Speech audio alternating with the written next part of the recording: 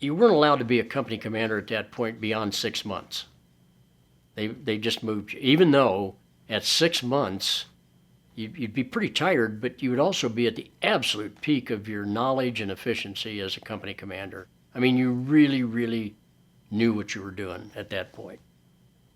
At any rate, though, one of the things I picked up was if something didn't feel right when you were on the move or in defensive, whatever it was, or in the assault, man, you better fix it right away. Your gut is a pretty accurate indicator of something that isn't right. And I can remember more than one occasion, even up in real Indian country, where I just had this nagging sense that something wasn't right. And I stopped, even within the artillery fan, the NVA artillery fan, and put out security and got my key leaders together and got to the bottom of whatever it was and corrected it. Because no matter how hard you try, no matter how much you demand that the troops say, keep distance between them so one grenade doesn't get them all, or so that they don't wind up funneling into an ambush site, or all sorts of things like that.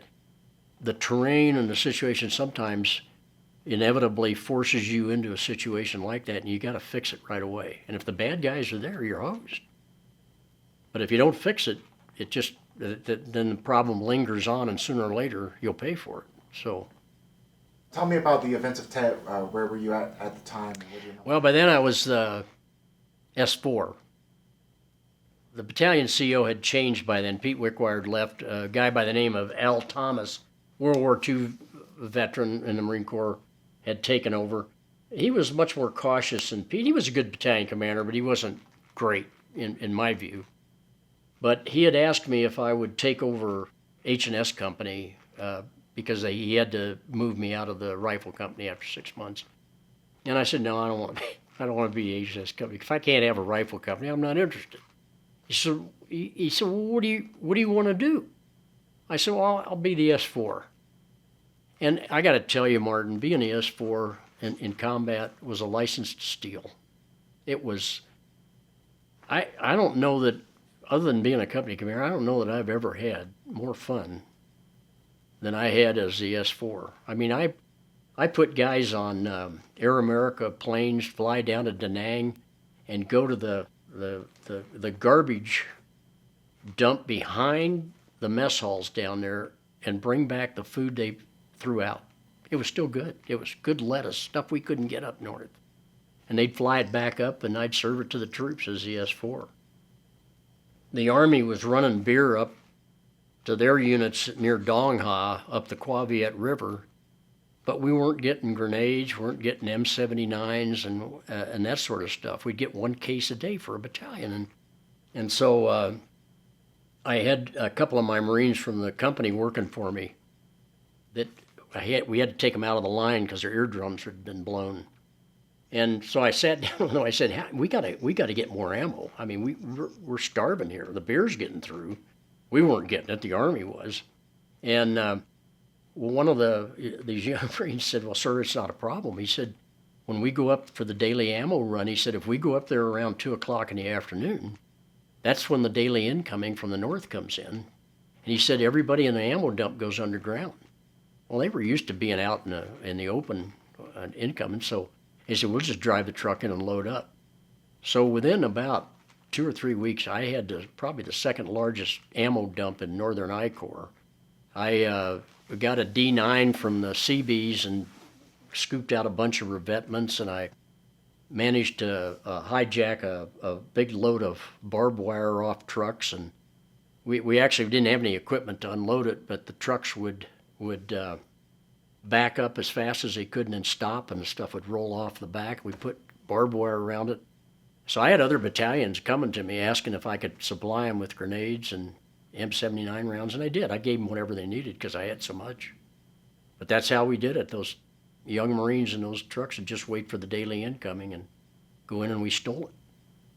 I had another situation where we were attached to the 1st Air Cavalry for 2 weeks.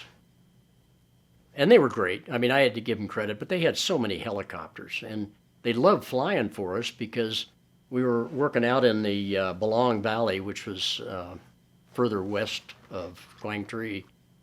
And when they would come in to support us out there, I could load those helicopters to the max.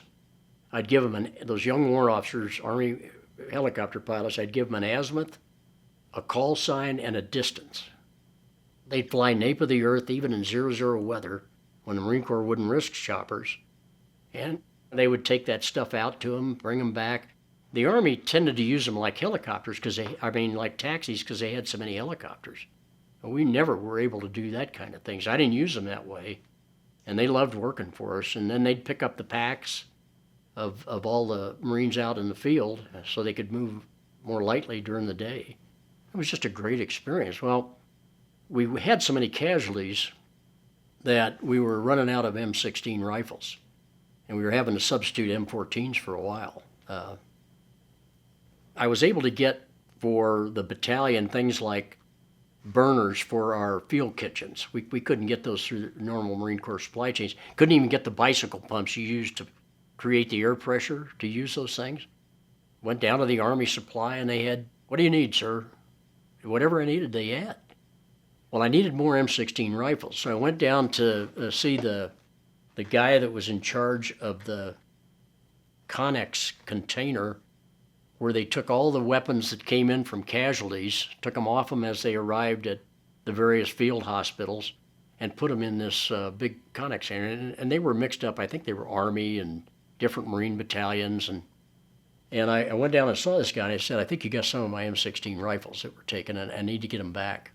"Sure, sir." He said, "If you give me the serial numbers, I'll go down and take a look." And I said, "Why don't we just go down there together?